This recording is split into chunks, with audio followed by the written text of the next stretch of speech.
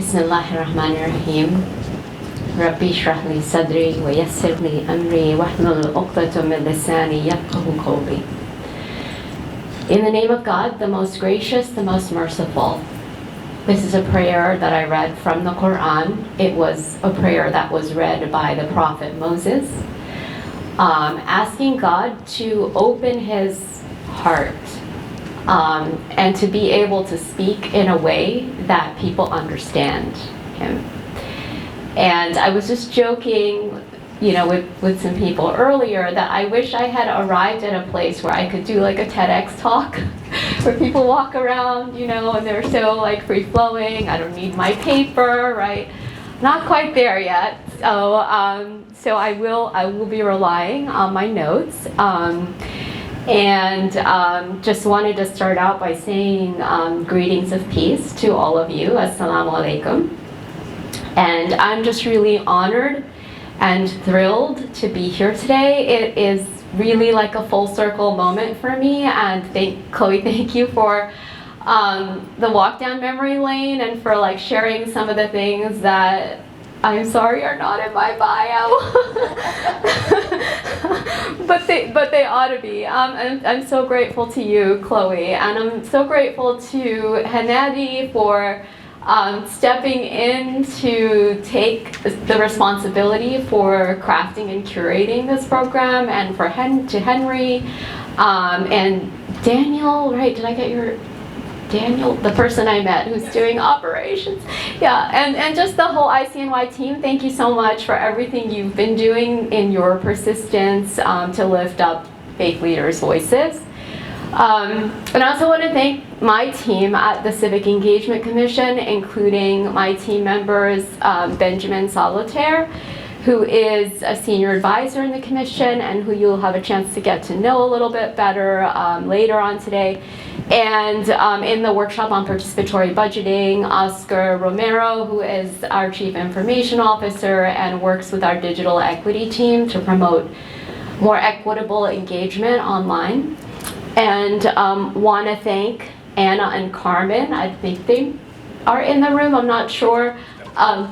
They are part of our extended family through an organization called the People's Institute, which is our arts partner, led by our artists in residence, Yasmani Arboleda and Jessica Cortez, who brought us this Sunny, which I will explain a little bit later. And I love your idea of writing on cards what you think it is, what you think it means, and we would love to collect that and have that from you as well. Thank you also to the League of Women Voters for your partnership. I mean, not only have you been a great partner for this conference, you've also been a phenomenal partner and a very consistent partner to the Civic Engagement Commission, and really want to thank you for your leadership in the democracy space. And I'm so looking forward to continuing to work with you all. Thank you. The Interfaith Center of New York is special for so many reasons, and you all know who've been here what those reasons are, and I want to lift up one of them, the one that drew me to work here in the first place and why I came here today. The ICNY is a place where religion and religious identity are seen. They are visible. Truly seen for what religious identity stands for, what value it adds, and what potential it has to transform community and transform democracy. And this conference, the Rabbi Marshall Meyer Retreat, is a co-created space where we get to uplift the golden rule and the shared social justice message of all of our faiths to bring faith into a new relationship with democracy.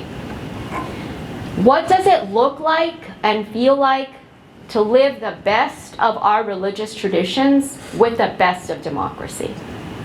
That's the question that you and we are asking by coming together in this conference. And all the faith leader justice retreats that have come before this, which number is it? 42. That's what this conference is about. And this question to me is a magical question. It's a question that I am still working on today, that we're all working on.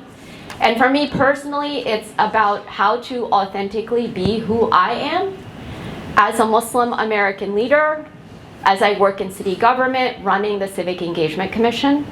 For me, the topic of faith and democracy, educating our communities for a better future, is the one that I carry in my body in a very personal and lifelong journey.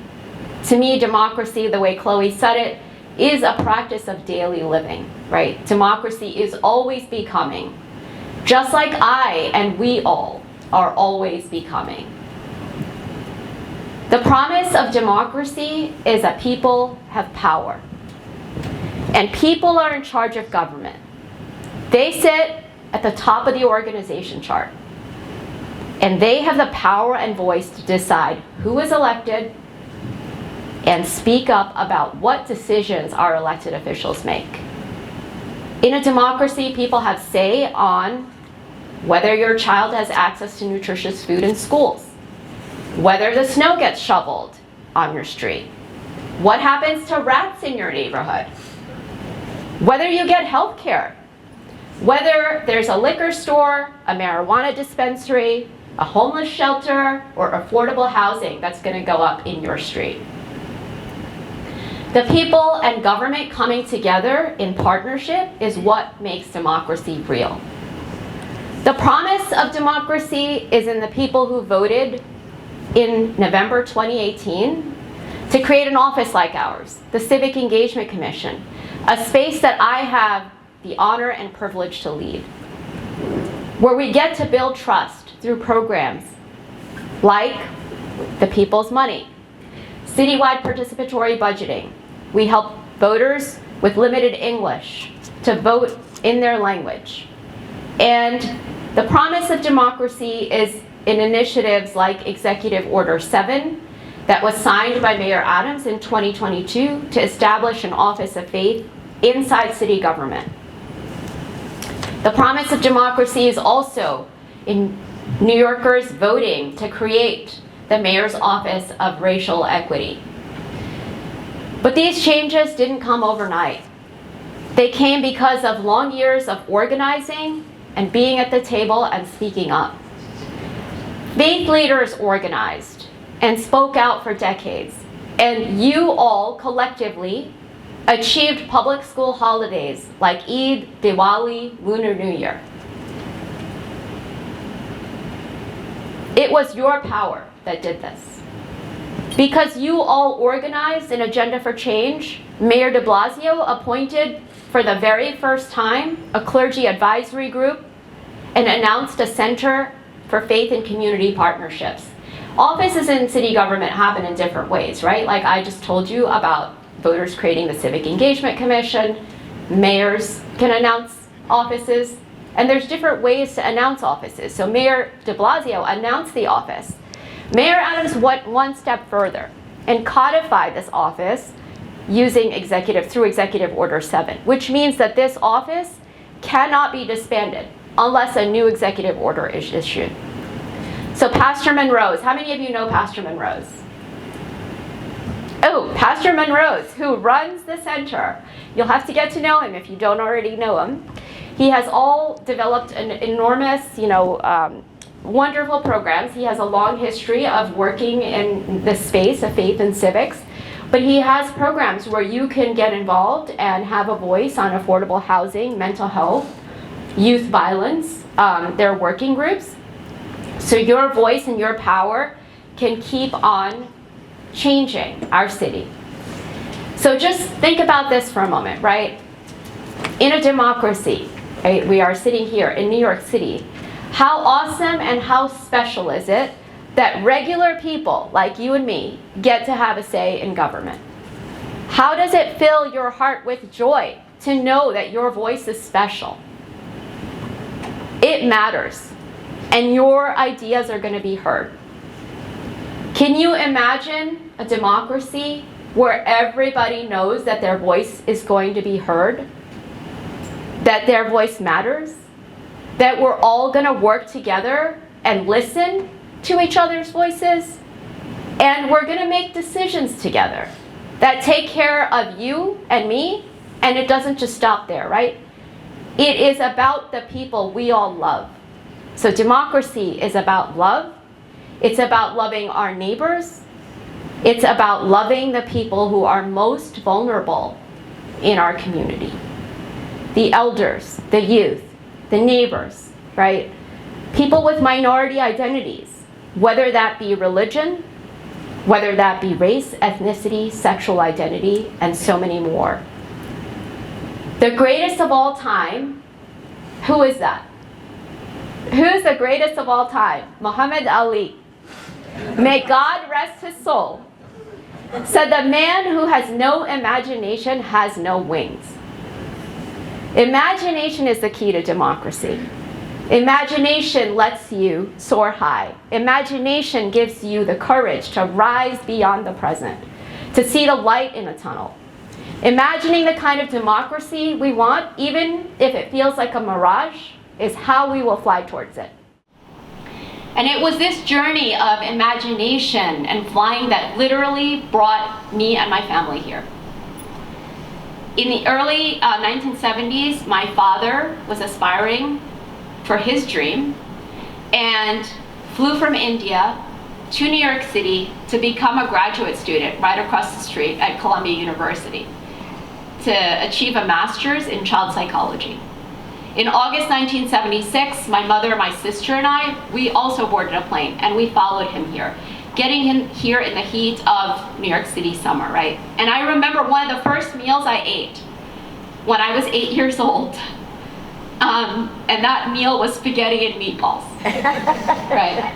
The reason I remember this detail, like I don't know how many people remember eating a meal at 8 years old, but the reason I remember this is because I had to learn how to eat spaghetti, right?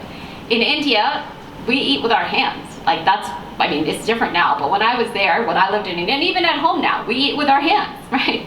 And I had to figure out how I was gonna wrap those noodles around the fork. It's just not possible. Like spaghetti is one of those things you just cannot hold with your hands, right? It doesn't work. So looking back at that moment, I think that that experience of trying spaghetti for the first time to me is symbolic of what America is like, right? What is American democracy like? It's multicultural. It's a space where Italians and Indians get to try each other's food, right? And where people can get to bond over food. And the Rabbi Marshall My Retreat has been a space where the food has always been very important to this conference. And we can learn about each other through food, right? And I'm just curious, how many of you love spaghetti? Oh, amazing. How many of you feel neutral about it?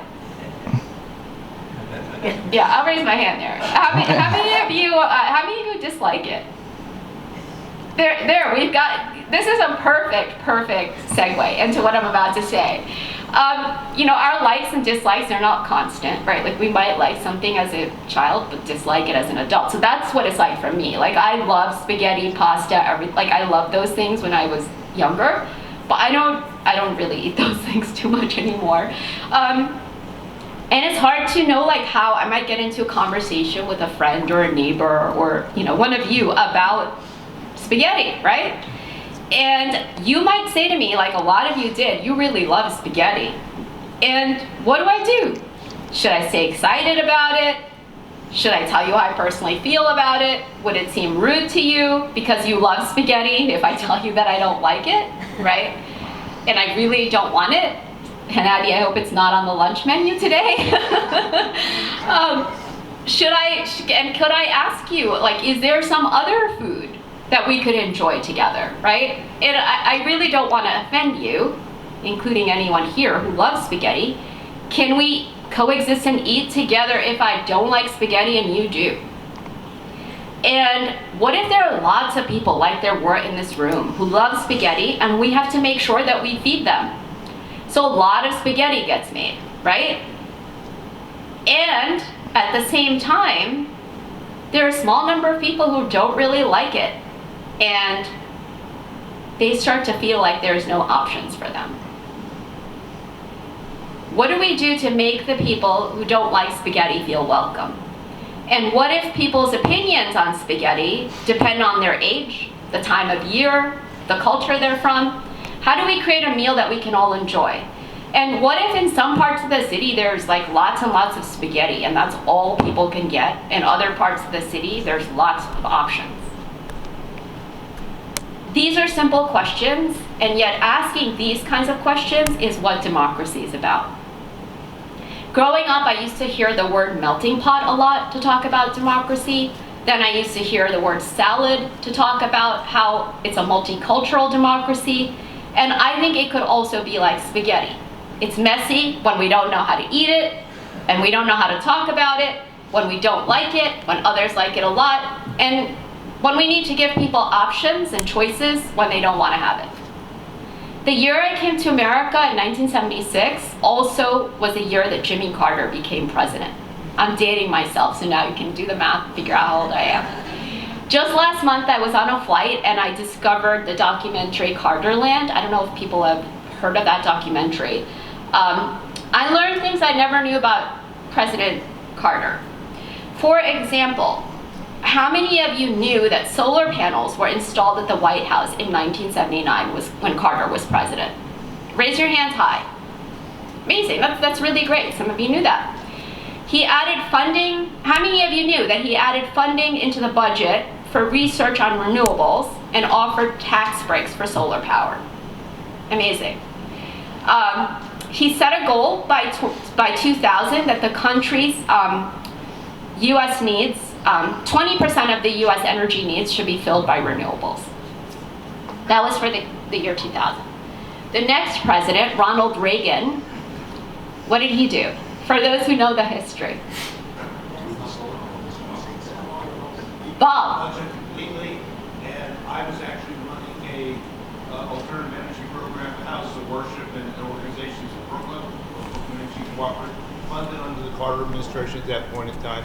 Stockman cut the budget completely once Reagan took office.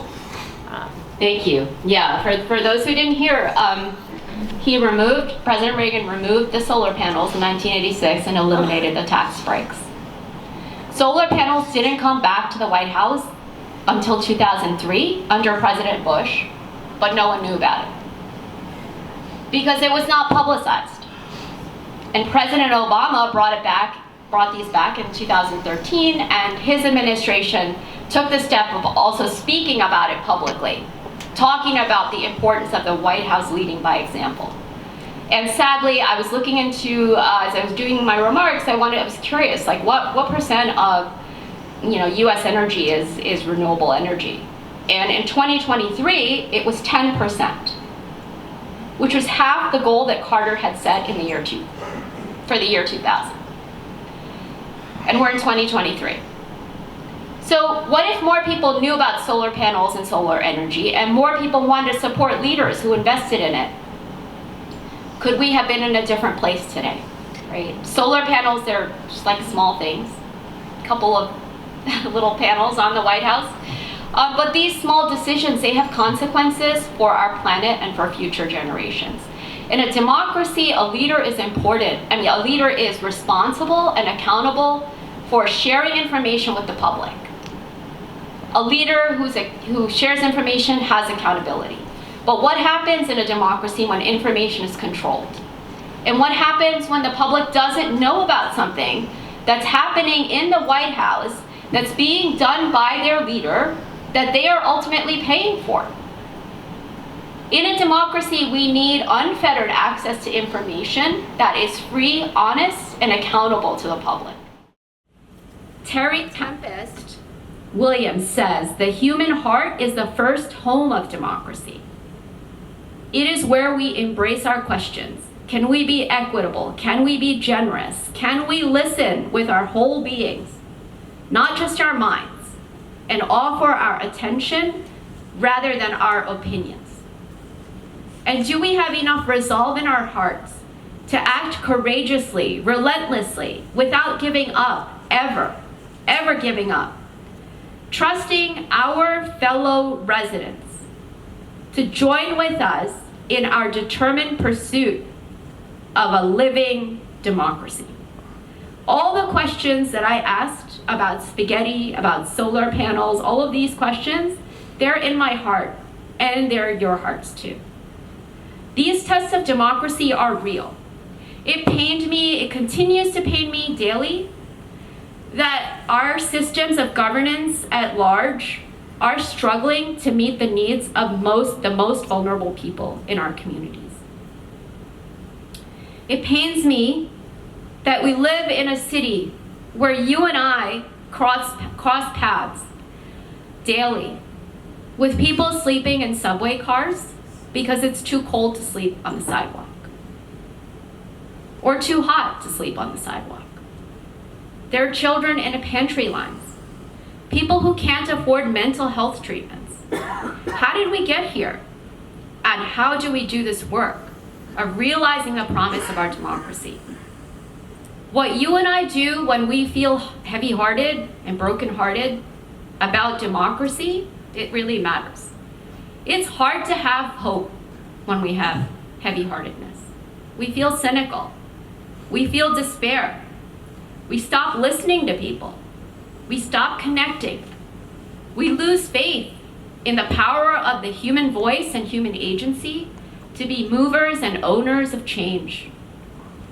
This makes for a broken political engagement process. But we have to rise out of this brokenness with faith. This is where you all come in. Because faith is a strong belief in something. Faith encourages us to connect with each other at the human level. And democracy needs faith right now. We need to restore our faith that our voices can make change. We already have a set of tools in our faith and also in our democracy, in our Constitution, that we must show respect for other human beings. We must care for our larger cause beyond just myself or yourself. We must live by the golden rule, to love our neighbors and to commit to a collective. All of these things that faith teaches, that's what our democracy and our country need at this time. Your imagination, your joy, your questions, your faith, and this Mama Sunny. That is all what we need at this time. Thank you.